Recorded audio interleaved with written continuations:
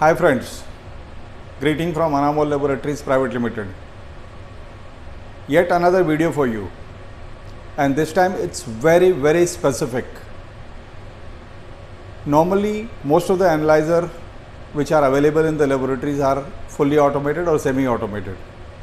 Especially when there is a clinical chemistry and a fully auto analyzer, there is always a program which is mentioned and to be done when the instrument is first installed. The problem is most of the time, most of the people understand almost everything of the program, like naming the reagents, naming the position of the reagent, naming the chemistry, naming the patient ID, low value, high value, etc. But where everyone gets stuck is what is the assay point and how do you fix this? In the program, these assay points are very critical to get the perfect results. And today's video is just to address only this simple point, what and how to address this assay point issue.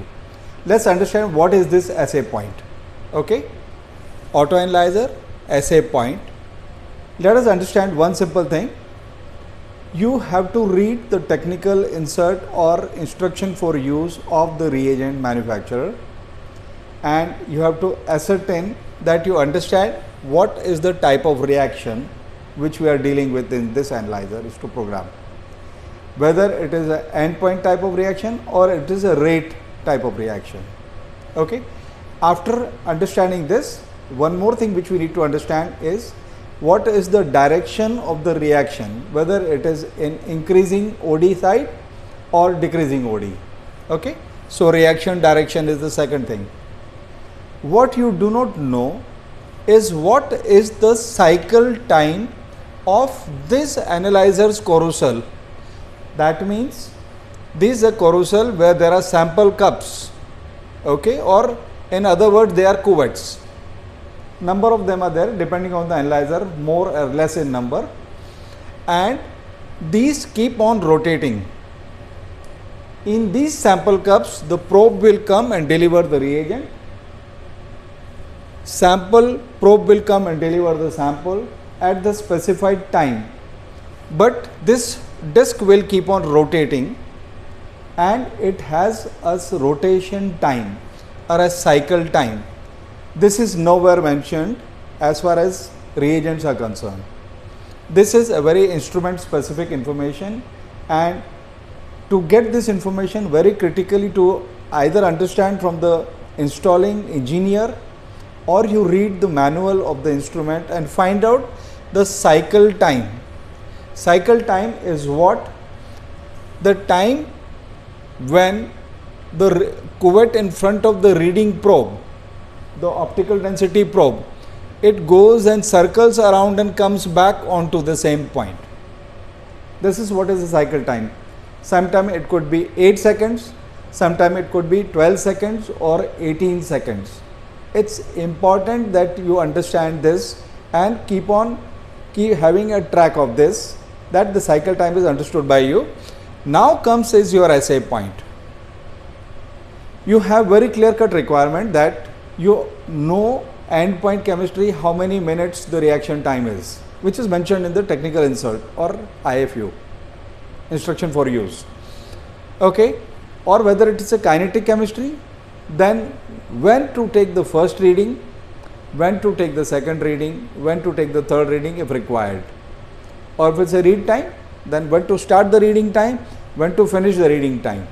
Okay. Now you have to fix your assay points, which is also called sometime measurement points. This is sometime also called PT1 or PT2 or PT3. They are nothing but the timings at which you have to take the absorbance of that particular cuvette.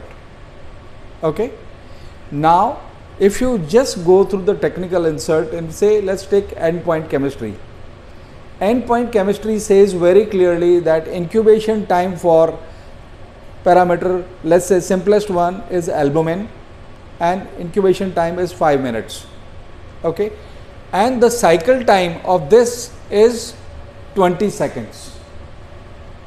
Now what happens is you have a 5 minutes to be covered by 20 seconds. So how many times the disc has to rotate? So 500, that means 300 seconds divided by 20 seconds, which is a cycle time.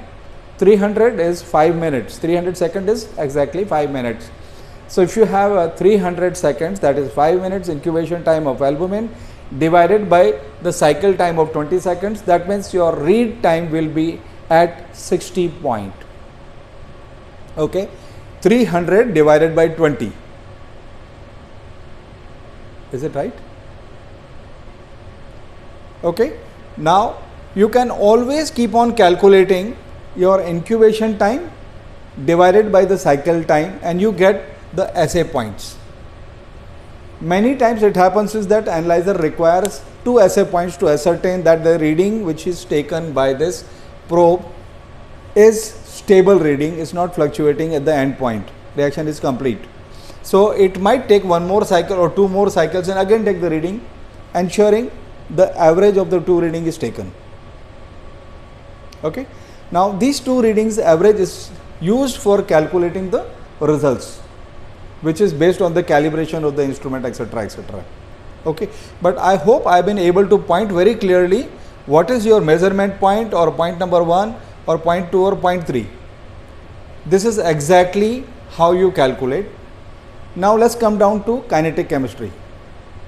Let's take a simple chemistry like rate reaction, in which you have to take the reading at 30 seconds and you have to take the reading at 90 seconds. Okay, 30 seconds and 90 seconds. 30 seconds divided by the cycle time. Okay, let's say cycle time is around 12 seconds. So it comes to that 2.5 cycle time. So you rather take 3 cycle time as the point number 1 to take the reading at. And 90 seconds divided by again the cycle time, that is 20 seconds. So consider that as either 80 or 100. So 80 or 100 as the 4 cycle time or 5 cycle time. So your assay point number 2 will be either 4 or 5. Immaterial whether it is covering more than 20 seconds, more than 30 seconds or 60 seconds or 90 seconds, because in all kinetic chemistry most of the analyzers are finally able to convert, they have a program themselves to convert the delta absorbance, that is change in absorbance per 60 seconds, that is per minute. That is where the activity of the enzyme is calculated at. So I hope I have been very clear in pointing it out to you, whether you have point number 1, point 2, point 3, or you have only one single point, or you have to ensure the stability of your OD 2 points in the end point, but take a mean and finally arrive to the point. But the cycle time is used to calculate the measurement time. Measurement time or this time is mentioned in your technical insert in number of seconds, divide by cycle time, you get your assay point 1, 2, 3. I hope I have been repeatedly telling you this, but this point is very clear. In most of the analyzer this formula will work to find out this. Thank you very much friends. If you like this video, press subscribe button, and more such videos. If you want to see this, press the bell icon. Thank you.